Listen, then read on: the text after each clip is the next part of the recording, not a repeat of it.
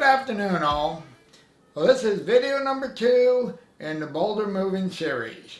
And today we're going to be talking about the most important part of your setup, and that is the anchor point. If you don't have a good, safe anchor point, you stand a good chance of getting hurt when you're pulling boulders, because your anchor point will always be behind you and you're not looking behind you.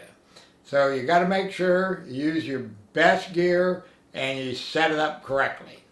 In this video, we're going to be covering pulling with a cable. So to protect the trees, you got to put wooden slats around the trees. I looked everywhere, can't find mine. Not a real big deal. It only takes a few minutes to make a set. So I figured, well, I'm going to go out and make a set so I'm ready to go tomorrow morning.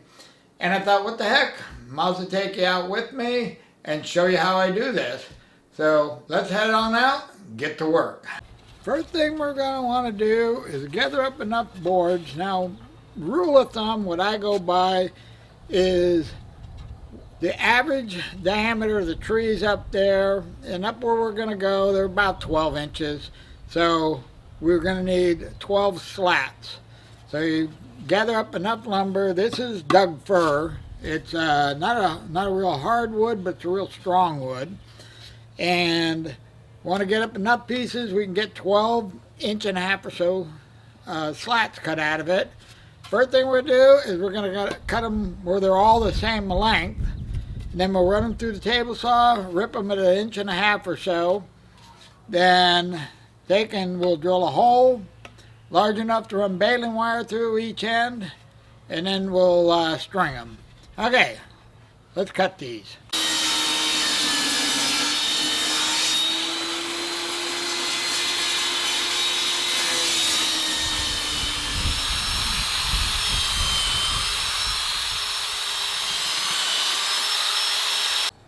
Okay, our boards are all cut to length, ripped to width, and we got a hole drilled in both ends.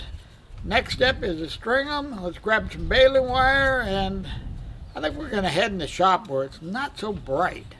All right. Okay, we got our roll of baling wire. Now, figuring our trees are 12 inches across, we're going to need a little over 3 feet to go around them. Want to add a foot on each end, so we're going to need about 5 feet of wire. So we'll strip out about 6 feet of wire to make sure we got enough. Clip her off, go from there. Okay, now we just string them on the wire. Okay, now we got one side with the wire strung through them. Now what I do is leave a good foot of wire on one end, and then just spread them all out to roughly you want it to match the trees in the area where you're planning on going. And most of the trees in the area where we're going to be going is 8 to 12, 14 inches. So we're going to make this roughly 3 feet long. Okay, we got them spread out. We're 3 feet long. The other end down here, we want to leave like roughly a foot of wire, and we'll clip that off. Now we can take the wire we got left, spread it out, make sure it's long enough, and it is just about perfect. And then we'll string that through the other end. Now we got everything spread out more or less even. Got our wires down both ends. What we'll do is just take these two ends, just kind of fold them in, and then just roll it up.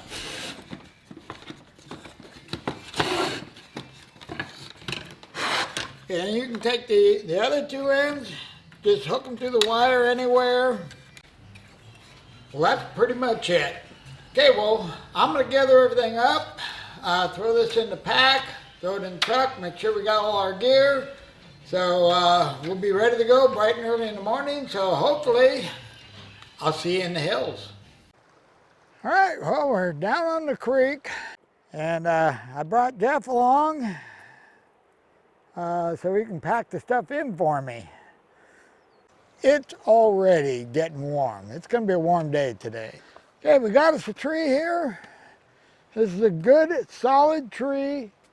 Very little damage. It's in enough gravel here, you know that this tree's got a good root system. Now, if there was a lot of bedrock here, you got to be concerned about that, because the tree's growing on the side of a hill, you may pull it out. So you want to make sure it's got a lot of gravel where the roots can really spread out, so you know you have a solid tree. All right, well, let's get this set up. We got us a good, solid, nice, healthy tree. We want to make sure it stays this way. The last thing we want to do is damage this tree. Now, the first hookup we're going to do is going to be a cable hookup. So we're going to want to protect this tree from the cable. That's why we brought our slats. So let's go ahead and wrap the tree. Now, you can adjust these in and out however you want. You just want to make sure you get most of the tree where the cable's not going to hit the tree. I'm going to use rope instead of cable. Just pretend this is cable. Now, while we're on the subject of rope, this is something, you know, the old guy new trick thing. I was taught never, ever use rope, period. But then again, back when I was first taught, the only rope was good old hemp rope. And I realized that nowadays, they got some pretty darn good ropes. And some of the ropes I've looked at, I really wouldn't have a problem using them as an anchor. You know, if I could hook my come along right to the rope, I got no problem with that. Now, if you got to go a distance, then it's how do you hook it and tie it and all that. But that's all for a different day. Right now, we're going to pretend that this is cable, because this old guy is too lazy to drag a cable down here. Okay, you take your cable and you go around your anchor at least twice.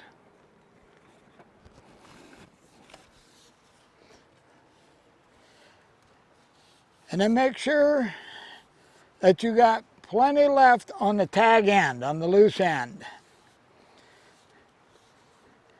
And now we're setting this up for a straight pull. We're going to pull off of this cable. So once you get it around the tree, you go ahead and clamp it. Now, there is a method to the clamping. You want to make sure that your cable is seated in the saddle. You don't want it in there sideways. You want it just like this, where it's seated in the saddle. You don't tighten it down, you just snug it down. Now, the second clamp, you put opposite, going the other way.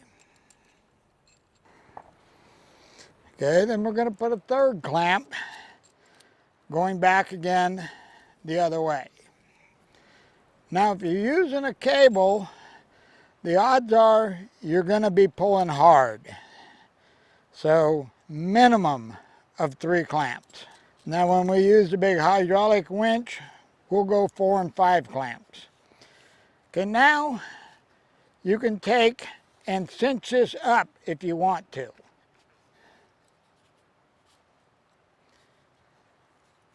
Pull it up, and then you just start tightening your clamps down, going back and forth. Don't tighten one all the way. You just go like a revolution, then the next one a revolution, until you get them up good and tight. Okay, when it comes to the final cinching down and tightening, I find it's a lot easier if you have a wrench to hold your clamp in place, so you're not chasing it around while you put the final tightening on your bolts here. And you want to make sure you get them down good and snug. Now, we're not going to be able to do that on a rope, but on the cable, you get them down good and snug. I mean, you put some pressure on it. Okay, that's a setup for a straight pull. Now, if we want to hook on the cable, if we're close and we want to hook directly to our cable, it's a different setup. if we want to pull directly off the cable, we want to hook onto it right here, then you have to go around the tree at least 3 times, depending on how hard you're going to hook on it or how hard you're going to pull on it. Because you do not want to pull on one point of the cable because you'll kink that cable. It's not a problem of cable failure, it's just a problem that you're going to have a big kink in that cable from now on that you can't get out. So what we do is we go around at least 3 times. We now have 3 wraps around the tree. Now rather than pulling the cables together this way, we have to lay them one over the top of the other this way. And we will clamp them in this direction. Now you can go ahead and get started with it set up loose. We can tighten them once we get the clamps on. Same thing, you want to make sure that you're in the saddle of the clamp.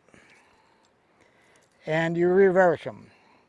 That's just a standard procedure no matter how you're doing it. Okay, we now have our 3 clamps on. Now you can go ahead and pull on the tag end and tighten this up. Now you don't want it so tight you can't get in and tighten up your clamps. Then you can go ahead, once you get most of the play out, go ahead and tighten up all your clamps. Now you go ahead and run this cable up to the top. Okay, now once you got the top clamps tight, you can go ahead and pull on your 2 lower cables and pull this up tight against the tree, and these 2 lower ones are the ones you're going to pull on, not the one with the clamps on. And that's pretty much it. And the only reason you go with the 2 is they're less likely to put a solid kink in your cable because you're distributing the load over 2 cables. Or if you're going to pull really hard, you may want to go 3 cables. All right, that takes care of the cable part. Let's talk straps. Okay, now if you're going to use a narrow strap, you want to do the same thing. You want to put the wood up to protect the tree because a narrow strap will cut into the tree. Nowhere near as bad as a cable, but if it slips, it could rip the bark off the tree. So you just want to have that added protection. Now, if you go with a big wide one like this, you don't need the wood slats because you can just go around the tree. This is wide enough that it's going to distribute the load over the tree. Most of the time, what I prefer to do is just go around the tree and just pull straight off with what they call a basket. If you're pulling like this, then you have no need to put the slats on the tree because this will not harm the tree at all. So if most of the time I pull like this. Now if I need a little extra strap, then I'm gonna have to go ahead and choker it, and that gives me a little more strap. Okay, let's run down to the river and take a look at the boulders. Okay, now we're down on the river and we have no trees to use as an anchor. So we're going to have to use boulders or bedrock as our anchor point. And we have to make sure that our anchor point is solid. So this situation, this here is almost an ideal situation. We have 2 huge boulders here. One of them, there's a hole under the boulder. So I can strap this boulder. The rock we want to pull is off in this direction. So I can strap this boulder and pull over this rock, which means both of these boulders would have to move for our anchor point to fail. So, and also we're going to be pulling, the fact we're going over this boulder, we're going to be pulling uphill which is ideal for when you are moving a rock. You always want to be pulling uphill. Okay, let's get this thing set up. Right here under my foot. Hopefully it's gold. Hopefully it's gold. But this is the rock that Jeff wants to pull out of here. Right here is our two boulders. This is the one we're going to strap. We're going to come over here and come down on that rock on an angle. So that's the plan. Let's see if we can make it work. Okay, we're going to take our strap. And now when you got an anchor point, you want to make sure your straps are good straps. Your anchor point has to be the strongest point in your setup because it's behind you, you're not looking at it, and you absolutely do not want it to fail behind you. So you make sure your straps are your best, everything behind you is good. Okay, what we're going to do is we're going to wrap this rock and we'll take clevis. We're probably going to have to use two straps to make it all the way around. But what I like to do is just go ahead and put the clevis on the strap, and that way you got a weight. And then you can go ahead and just wrap her around. Now in this situation, I'm going to go through the other strap so it cinches down on the boulder. And when I'm doubling up the straps like this, I like to go where the straps are sewn together, so I have double thickness here where I'm pulling on the strongest point of this other strap. Okay, now we got that strap. We just lay it over this rock, check our angles.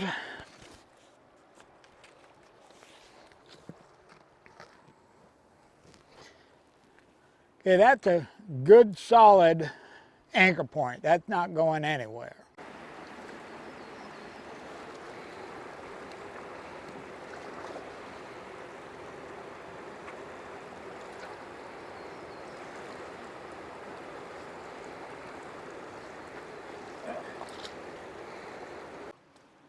Now when you have a situation where, let's say, these boulders weren't here, then your next option is to use the bedrock. We have a bedrock outcropping here coming up to a nice big point. We can, and this point is higher than our boulder, you can just go ahead, lasso this point, make sure there's no way your strap can slip, and pull off of here. The problem with this is you have to make sure that your bedrock is solid. You got to make sure that, like this one's got a crack here, but there's no way we're moving this end. But you want to make sure there's no way that if a rock breaks off or something, your strap will let go. But bedrock is a good anchor point. And then your other option is a drill and pin. But we're not going to cover that in these videos, maybe in future videos. And here we got everything all set up. And we're pulling on that rock. What's the problem? There's no spot here.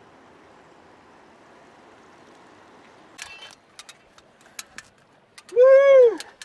It's a lot bigger than it looks.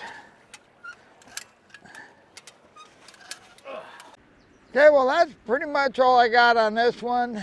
Now I'm sure I probably missed a few things, so as I'm editing this video, if I come up with stuff that I think is important that we need to talk about, I'll jot it down, and if need be, we'll do another video on it.